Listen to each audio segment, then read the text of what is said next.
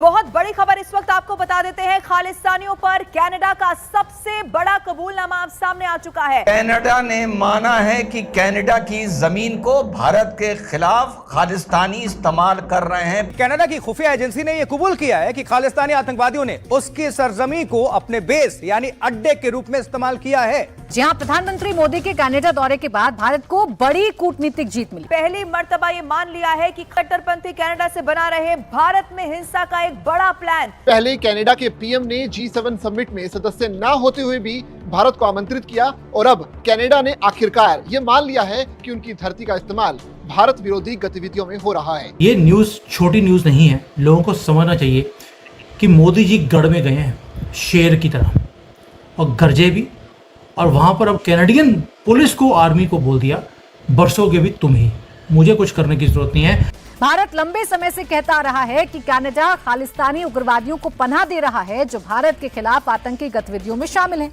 लेकिन जब तक कनाडा में जस्टिन ट्रूडो की सरकार रही, भारत से रिश्ते तल्ख होते चले गए। लेकिन अब खुद कनाडा की खुफिया एजेंसियों ने सच को दुनिया के सामने ला दिया है। जय हिंद दोस्तों, स्वागत है आपका वन शॉट इंडियन मीडिया पर। दोस्तों, एक वक्त था जब भारत और कनाडा के रिश्ते इतने खराब हो चुके थे कि भारत ने अपना एम्बेसी कनाडा से वापस भारत बुला लिया था। और ऐसा हुआ था कनाडा में खालिस्तानियों को मिल रही खुली छूट और कनाडा के पूर्व प्रधानमंत्री जस्टिन ट्रूडो की गैर जिम्मेदारी बयानबाजी की वजह से। लेकिन अब कनाडा के नए पीएम ने भारत के साथ रिश्ते अच्छे करने शुरू कर दिए हैं। हाल ही में हुए कनाडा में G7 समिट के दौरान कनाडा के पीएम ने खुद भारत के प्रधानमंत्री मोदी को कॉल करके इन्विटेशन दिया। इसके बाद पीएम मोदी इस समिट में जाते भी हैं और कनाडा के पीएम के साथ काफी लंबे महत्वपूर्ण बातचीत भी करते हैं। मीडिया रिपोर्ट्स के अनुसार बताया जा रहा था कि इस मीटिंग में खालिस्तान के मुद्दे पर बेहद गंभीर चर्चा हुई थी। पीएम मोदी ने जस्टिन ट्रूडो से कहा था कि आतंक के लिए कोई सहनशीलता नहीं होनी चाहिए। और इसका नतीजा निकलता है कि जैसे ही पीएम मोदी भारत लौटते हैं, कनाडा के खुफिया एजेंसी CSIS और खुद वहां की सरकार दोनों मिलकर एक रिपोर्ट जारी करते हुए दुनिया को बताते हैं कि भारत जो लंबे समय से कह रहा था कि कनाडा खालिस्तान उग्रवादियों को पनाह देता आ रहा है जो भारत के खिलाफ आतंकी गतिविधियों में शामिल है, ये बात बिल्कुल ही सही है। सच में खालिस्तान के समर्थकों ने कनाडा के जमीन का इस्तेमाल करके भारत के खिलाफ आतंकी गतिविधियां चलाई थी। ये बात खुद कनाडा की खुफिया एजेंसी और कनाडा की सरकार पूरी दुनिया के सामने आकर सबको बताते हैं। कनाडा से खबर आई है कि वहां पर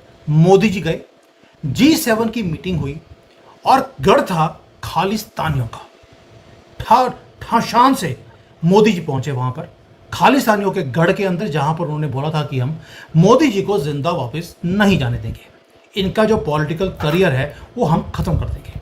ये खालिस्तानियों ने धमकी दी थी और साथ में उनके प्रधानमंत्री को बोला था कि इनको मत आने दीजिए, मोदी जी को हम अपने कंट्री में, खालिस्तानी है कनाडा को अपनी कंट्री मानते हैं, हम यहाँ पर नहीं आने देंगे। भारत लंबे समय से कहता आ रहा है कि कनाडा खालिस्तानी उग्रवादियों को पनाह दे रहा है जो भारत के खिलाफ आतंकी गतिविधियों में शामिल हैं। लेकिन जब तक कनाडा में जस्टिन ट्रूडो की सरकार रही, भारत से रिश्ते तल्ख होते चले गए। लेकिन अब खुद कनाडा की खुफिया एजेंसियों ने सच को दुनिया के सामने ला दिया है। पहली बार CSIS ने इस बात का इकरार किया है कि कनाडा से खालिस्तानी एक्सट्रीमिस्ट और टेररिस्ट वहाँ पे फंड रेजिंग करते हैं, वहाँ पे प्लानिंग करते हैं, वहाँ पॉलिटिकल प्रमोशन करते हैं और वहाँ से दहशतगर्दी की प्लानिंग करते हैं, वो भी ख़ास तौर पर इंडिया पे ही। तो एक सिग्नल ये है कि ये जो दहशतगर्द है, जो एक्सट्रीमिस्ट और टेररिस्ट है खालिस्तानी, ये कनाडा के ख़िलाफ़ कोई हरकत नहीं कर रहे हैं, ख़ास they are just targeting India. यानी कि पन्नू के भी दिन अब नंबर होने वाले हैं। अगर खालिस्तान मूवमेंट को ही एक नेशनल सिक्योरिटी थ्रेट बोल दिया है, दैट मीन्स पन्नू भी एक नेशनल सिक्योरिटी थ्रेट बन गया है, उसका सरबराह है तो वो भी एक टेररिस्ट होगा। जैसे ईरान में अगर खमेनी को हम बोलते हैं कि वो ग्लोबल टेररिस्ट है, तो पन्नू भी एक ग्लोबल टेररिस्ट ही है। अगला नंबर पन्नू का। और जो ये बड़ा उछल उछल के बोलता है, ओह मोदी आ रहे हैं, मैं उनको आने नहीं दूंगा, ऐसे ऐसे करके बोलता है, अब वो नहीं बोल पाएगा। अगली बार ऐसे करेगा तो गोली जो अभी तो सिर के ऊपर से जाती है, अगली बार पता लगे उसकी जुड्डी में से निकल के चले गए। ये न्यूज़ छोटी न्यूज़ नहीं है। लोगों को समझना चाहिए कि मोदी जी गढ़ में गए हैं शेर की तरह और गरजे भी, और वहाँ पर अब कैनेडियन पुलिस को, आर्मी को बोल दिया बरसोगे भी तुम ही, मुझे कुछ करने की ज़रूरत नहीं है, जो मैंने करना था वो निवजर के केस में मैंने करके दिखा दिया। अब तुमने ही करना है जो करना है अपने कंट्री को बचाने के लिए, क्योंकि ये गुंडे मवाली सड़क छाप, क्योंकि जो कनाडा में मेरा भाई भी रहता है, ही टोल्ड मी कि हर मोहल्ले में अलग दादा है और कोई भी दूसरे के मोहल्ले में जाना भी पसंद नहीं करता, इतनी ज़्यादा गुंडागर्दी है यहाँ पर। पूरे कनाडा में यही हाल है। अगर कनाडा में इनके ऊपर काज गिरनी शुरू होती है इनको डिपोर्ट किया जाएगा। भारत इनको लेगा नहीं, तो जाएंगे कहाँ पे? क्यों? क्योंकि इनके पास पासपोर्ट भी कैनेडियन है। और अगर कनाडा में ये काम होता है तो कल को क्या अमेरिका में, बाकी कंट्रीज में इसका स्पिल ओवर इफेक्ट नहीं होगा? अमेरिका में तो शुरू हो गया और ख़त्म नहीं हुआ है। कनाडा में काम होगा अगर उनके पास वहाँ पर लोकल पासपोर्ट है, कैनेडियन पासपोर्ट है, तो वो वहाँ पनिश किए जाएंगे। अगर इनके पास इंडियन पासपोर्ट है तो वो यहाँ आएंगे, और यहाँ जैसे पिछली बार हमने इनका डंडे लाठियों से स्वागत किया था वैसे होंगे, यहाँ पर केसेस खुलेंगे। ठीक है, उसके वीडियो भी बनाए। अब ऐसे लोगों को जब कनाडा से डिपोर्ट किया जाएगा तो आपको क्या लगता है हरियाणा सरकार तो उनको ढूंढ ही रही है ना, तो भारत सरकार हरियाणा के हवाले करेगी और हरियाणा में इनको दे डंडे दे छित्तर सीधा किया जाएगा। तो वो जितनी भी स्मार्टनेस ये करके गए थे वो हम निकालेंगे ना। गन्ना जैसे मशीन में डाल करके उसका रस निकाला जाता है, ये हाल अब खालिस्तानियों का हुआ।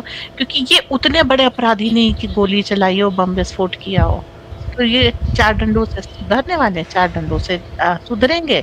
उसके बाद पहले तो कोई खेत था, किसानी थी, भाई कुछ तो पैसा था, गाड़ी वाड़ी थी, तभी आपने सोचा था कि 50 लाख खर्च करके हम कनाडा जाएंगे।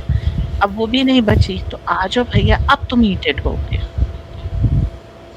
इन लोगों के लिए जो यहाँ पर जिंदगी हम लेंगे, हम अपने सारे इमिग्रेंट लेंगे। क्यों? इसमें हमारी लॉन्ग टर्म पॉलिसी है। अगर हम भारत से गए व्यक्ति को वापस नहीं लेते हैं तो ये चीज़ हमारे ऊपर तब लागू हो जाएगी जब हम रोहिंग्या और बांग्लादेशी डिपोर्ट करें, पाकिस्तानी डिपोर्ट करें। तो जो हमारे गए हुए हैं, लीगली गए, इलीगली गए, अगर रिपैट्रिएट किए जा रहे हैं, हमको लेना पड़ेगा।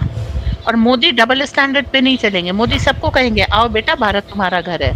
और घर में जब गलती करता है तो माँ डंडे मारती है, चप्पल फेंक के मारती है, बेलन से मारती है। तो अब वो जो है स्पेशल ट्रीटमेंट्स उनको देंगे मोदी। अपने यहाँ के अपराधियों को खुद सजा देंगे, ताकि जो हमारे देश में आकर के अपराधी कर रहे हैं उनको जब हम वापस भेजें तो डबल स्टैंडर्ड बीच में ना आए। अमेरिका वाली गलती होगी नहीं करेंगे। अमेरिका वाली बोलती मोदी नहीं करेंगे, यानी कि पन्नू का पकौड़ा बनना तय है। अब आप बोलेंगे यार पन्नू का पकौड़े से क्या मतलब है? लुधियाना में सबसे फेमस जो पकौड़े वाला है उसका नाम है पन्नू पकौड़े वाला, इसलिए मैं पन्नू को पकौड़े के साथ करता हूँ कि पन्नू का पकौड़ा बना के तला जाएगा गरम तेल के अंदर। वैसे इनको समझ आना चाहिए कि इनके जो गुरु थे उनको भी तत्ते तेल के तवे के ऊपर, तत्ता होता है गरम तवे के ऊपर बिठाकर जलाया गया था, टॉर्चर किया गया था, और उसी कम्युनिटी जिन्होंने किया था उनके साथ मिलकर ये भारत के टुकड़े करने की बातें बोलते हैं। यानी कि अपनी सिक्खी ये भूल चुके हैं। जो अपने रूट्स को भूल जाए उससे बड़ा नालायक, बेशरम, बेहया आदमी कोई हो नहीं सकता। और ये खालिस्तानी उसी कम्युनिटी को या उसी कल्ट को ये बिलोंग करते हैं। इनका सिखों से कोई लेना देना नहीं है। जो सिख कम्युनिटी है वो हमेशा ही सिख थे, सरदार थे। सरदार का मतलब है अपनी कंट्री, अपने गली, अपने मोहल्ला, अपनी स्टेट, वो उसका सरदार है, उसकी रक्षा वो करता है, इसलिए सरदार बनाया गया था। और ये खालिस्तानी है, ये उस कम्युनिटी को बिलोंग ही नहीं करते। ये चूहे हैं।